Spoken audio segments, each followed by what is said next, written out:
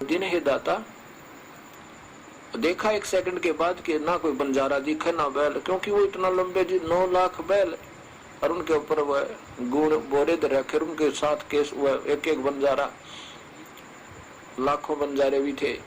और देखा कहीं पर दिखाई नहीं दिए, न इतना लंबी लाइन तो 1.5 किलोमीटर तक दिखा है।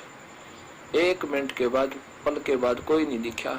तब सिकंदर लोधी ने पूछा कि परवरदिगार वो बंजारे और बैल कहाँ गए? कबीर साहब ने कहा जहाँ से आए थे वहां गए, ये तो सतलोक से आए थे और ये दास स्वयं ही आया था लेकर के वहां से।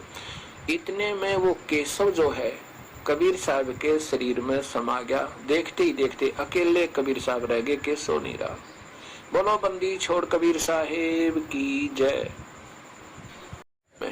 कबीर परमेश्वर सतलोक से सह शरीर आए और वहां गरीबदास जी को दर्शन दिया और फिर उनको सतलोक लेकर गए। फिर उनकी आत्मा को वापस भेज दिया, अपना सारी व्यवस्था बता के फिर उसमें अपनी भक्ति प्रवेश कर दी।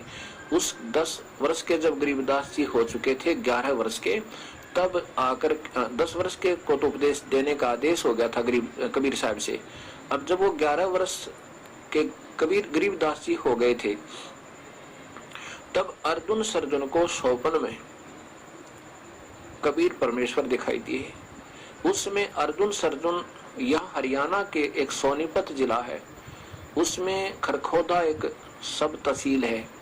खरखोदा से आगे, खरखोदा से पहले रोहतक के बीच में एक हमायूंपुर गांव आता, छोटा सा।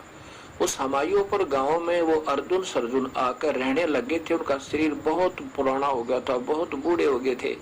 वहाँ एक सेवक था उनका, उस सेवक को उन्होंने वहां रहने लगे थे कि यहाँ 30 किलोमीटर, अंदाजा सा 30 मील यहाँ बनता है दिल्ली से, तो यहाँ शायद प्रभु रहते हों, आएंगे कभी, इस उम्मीद में। तो जब उनको स्वप्न में दिखाई दी तो अर्जुन सर्जुन ने जाकर के गरीबदास जी से उपदेश लिया था। जब गरीबदास जी को नाम देने का आदेश कबीर साहब देकर जा चुके थे। ऐसे अर्जुन सर्जुन का उद्धार हुआ और वो बाकी 64 लाख अपना जीवन खो गए, जो प्रभु से विमुख हो गए। अब कुछ दिनों के बाद क्या होता है,